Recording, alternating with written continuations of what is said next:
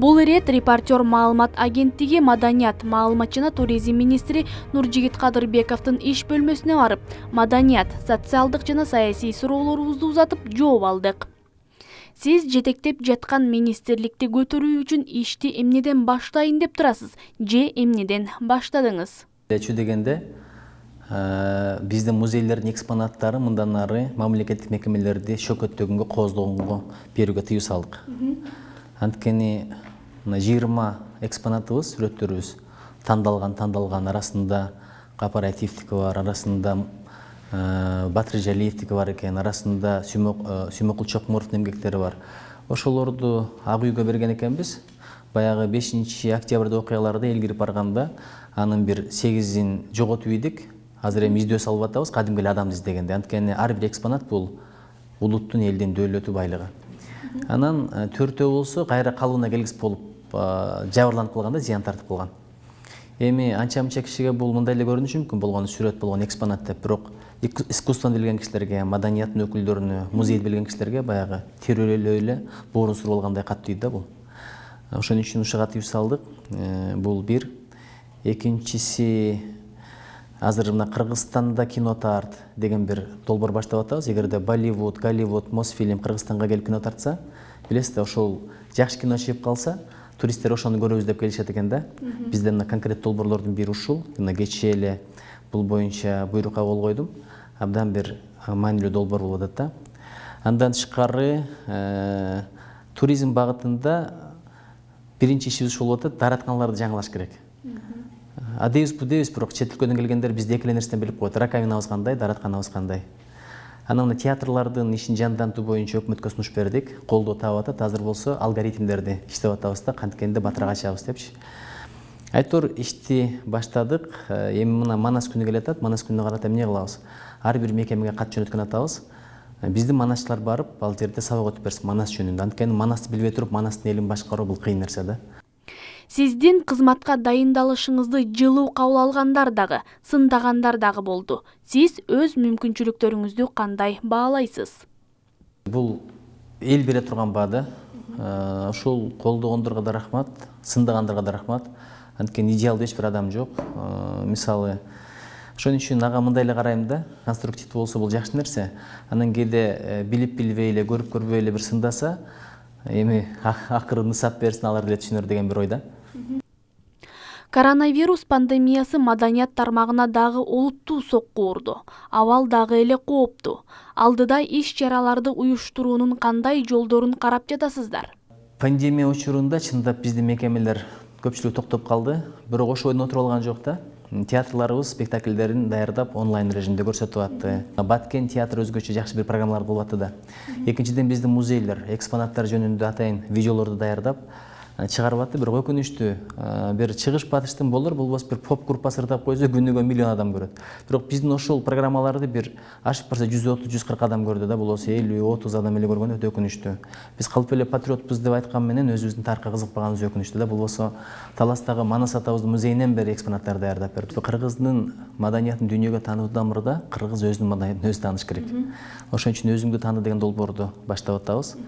Балким экономика жагынан, технология жагынан, курал-жарак жагынан биз азыр чоң өлкөлөр менен таймаша албайбыз, бирок маданият жагынан биз ар кандай өлкө менен таймаша алабыз. Анткени биздин мындай улуу маданиятыбыз бар, түптүү маданиятыбыз бар. Манасты эпосту кайсыл эл жараткан? Бул осу элестетип көрүңүз, мисалы төкмөлүк өнөр кайсыл элде бар дегендей. Алыкул Осмоновдой. Эгерде Осмоновду дүйнөгө мындай которсоң, Шандор Петефидей же болбосо Байрондой эле атагы чыкмак да. Биз которо албай атабыз. Четкиликтүү. Эгер которсок, адамдар ушуну сүйүп окумак. Тилекке каршы биздин акындарыбыз өз деңгээлинде которулбай атат. Ошого биз дүйнөлүк адабият кыргыз тилине которгон жакшы эле деңгээлде болуп атат, бирок кыргыз адабиятын дүйнөлүк деңгээлге которсок, арабыздан Айтматовдор дагы деле чыкмак. Эң эле кирешеси аз министрлик деп айтылат. Муну жакшыртуунун кандай жолдорун көрүп турасыз? Бай адамдарга кайрылгым келет. Эми жалаң эле гостиница салып, анан тойкана куруп эле той өткөзүп, чөнтөк иштей бербей, маданиятка да кызмат кылып берсеңиздер жакшы болот эле. 208 берена бар салык кодексинде. Эгерде маданиятка жардам бере турган болсо, спонсорлук кылса, чындап мамлекет алга салык жагынан жеңилдик бериш керек. Бул бир. Экинчиден, өлкөбүздүн өсүп өнүгүшүнө, таанылышына салым кошсоңуздар, бул деле сыймык. Биз деле керек болсо алар жөнүндө спектакльдерди коелу, даңазылайлы. Айтор, мындай каражат керек, жардам абдан керек. Кыргызстанда бир 2000 айлык алган ушу биздин эле система болсо керек, биздин эле тармак болсо керек. 2,5 миң, 3 миң, анан эң жакшылары бир 15 миңге чейин барат да. Бирок ошого карабастан системада 13 миңдей адам иштейт. Бул музей тармагындагылар, бул китепкана тармагындагылар, бул театр тармагындагылар, бул ошол эле ырчыларыбыз, бичилерибиз, опера тармагы бар, кино тармагы бар. Чындап эң эле мындай жупунуу тармак бизбиз да, бирок жан дүйнөсү бай, Кыргызстандын туусун көтөрө турган, элибиздин журтубуздун имиджин бир бийик деңгээлде сунуштай турган бул биздин тармак. Деги эле аталган министрликке жаңы кандай өзгөрүү алып келе аласыз? Реформа кыла аласызбы? Күтпө, сен көрөрмандарыңа бар деп. Мен бүгүн мына коргоо кеңешинин катчысы менен сүйлөштүм. Бүт аскер бөлүктөрүн бизге ачып бериңиздер. Алар келип эле уставты үйрөнүп, марш деп, анан кийин мылтык атканды үйрөнүп кетпесин. Жан дүйнөсү байып кетсин. Бир жылда ошондой пайдалансын. Биз болсо бүт маданият кызматкерлерин ошолорго берели, жиберели. Кинолорун көрсөтсүн, спектакльдерин көрсөтсүн, ырдап берсин, баарлашсын. Аябай колдоду да. Көрдүңүзбү, ушундай иштерди кылып атабыз. Анан Кудай буйрса мектептерге да киребиз, бала бакчаларга да киребиз. Биздин негизги максатыбыз адамдардын жүрөгү. Жүрөк өзгөргөндөн кийин адам өзгөрөт, адам өзгөргөндөн кийин амал өзгөрөт да. Азыр 2800 адам Бишкекте эле үйгө кезекте турат да, үй куруп калсаңар деп. Бирок биз курсак ашып барса 80-90 квартира курабыз да. Ага да акча болбой атат. Азыр биз спонсорлорду издеп, Кудай буйрса, эми чыга баштады. Бирден объект бүткөн сайын бирден квартира берели дегендер. Маданият кызматкерлерине. Өнөр адамдарын элге алып чыгыш керек. Токтогул атабыз үйүндө жаткан эмес, элди кыдырган. Элди кыдырган үчүн эл анан өнөрүн алган, насаатын уккан, элибизде маданият болгон, деңгел болгон, адеп болгон. Ошол сыяктуу эле өнөр адамдары менен бүт Кыргызстанды кыдыруу, элге алып чыгуу негизги саясат ошол. Маданият министрлиги бул жоопкерчиликти алышы абдан маанилүү да. Эсептен дегенде барып эле албарсты сени басты, сен албарстыны бастың деген ырларды ырдап койсо эле концерт боло берет да. Эми кечээ бир ырдап атат, эми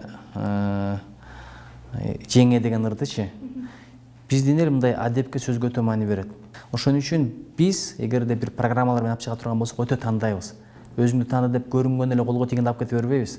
Мисалы Күмөндөр Абуловду алып келсең кандай сонун, Келдибек Ниязовду, же болбосо Марат Алышбаевди, Анарбек Ибраевди, Саламат Сатыкованы. Булардын сөзү дагы бар, өнөрү дагы бар. Эстрадарчылар өздөрүнүн бизнестерин кылып атат.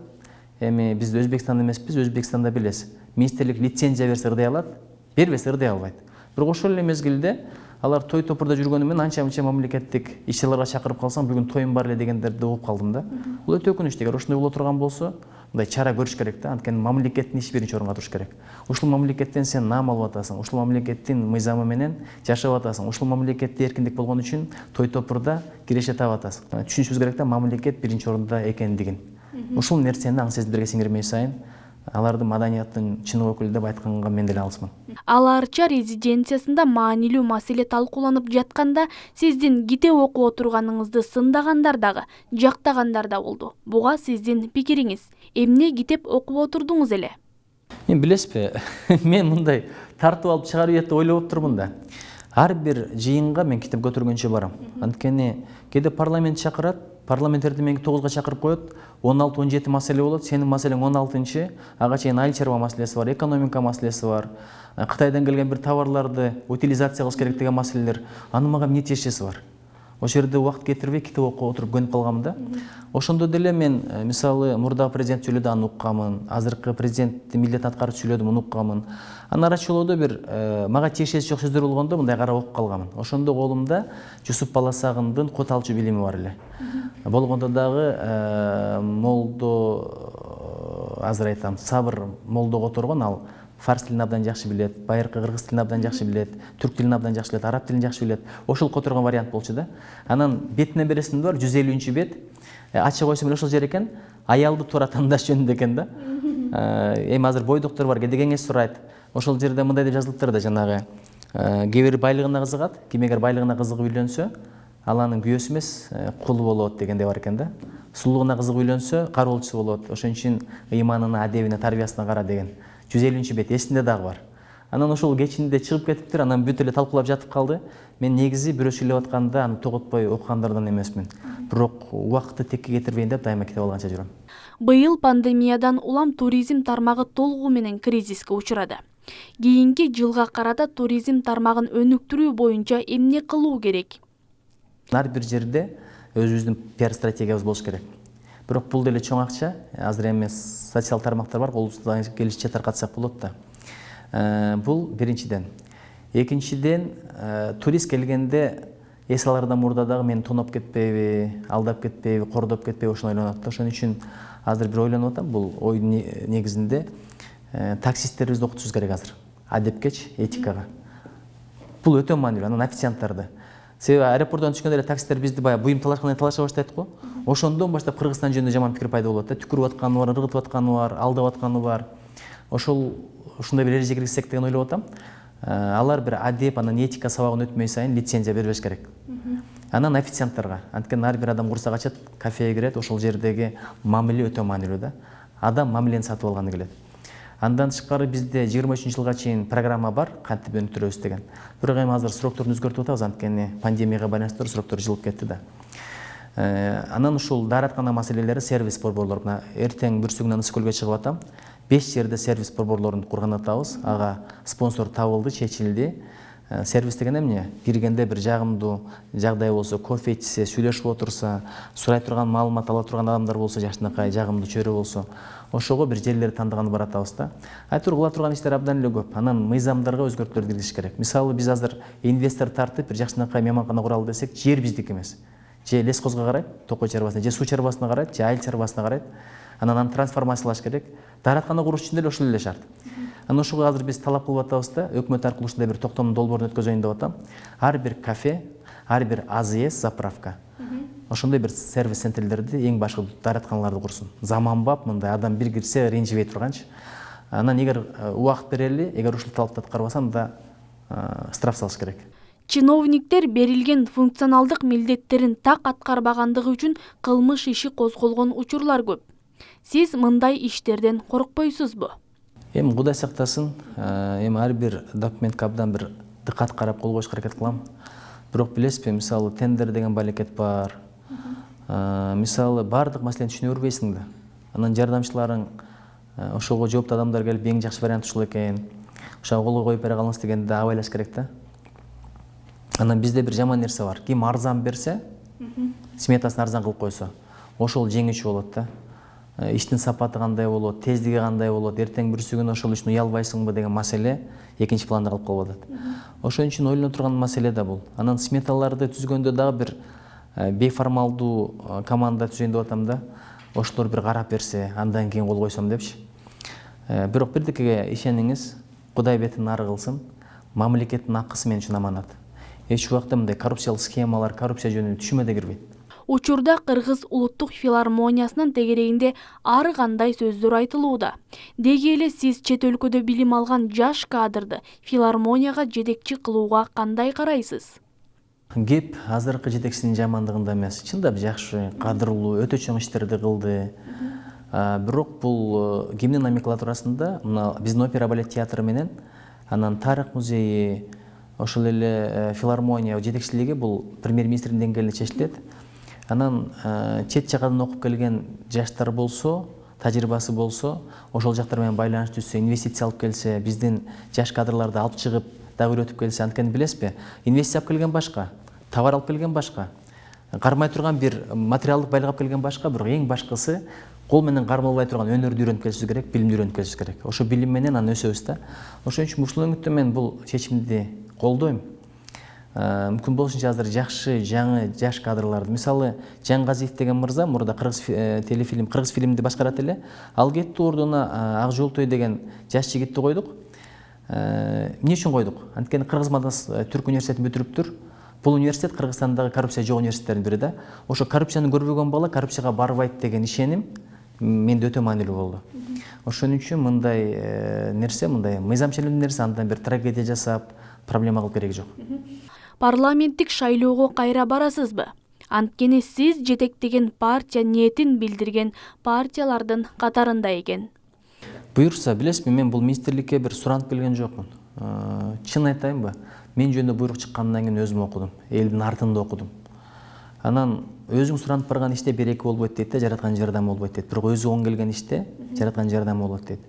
Бирок баягы бир креслону ээлеп алып анан кийин ошончо партиялаштарымды, анан партиянын идеяларын, программаларын таштап коеюн деген оюм жок. Мен шайлоого Кудай буйрса, эгер болсо партиялык негизде барам, катышам.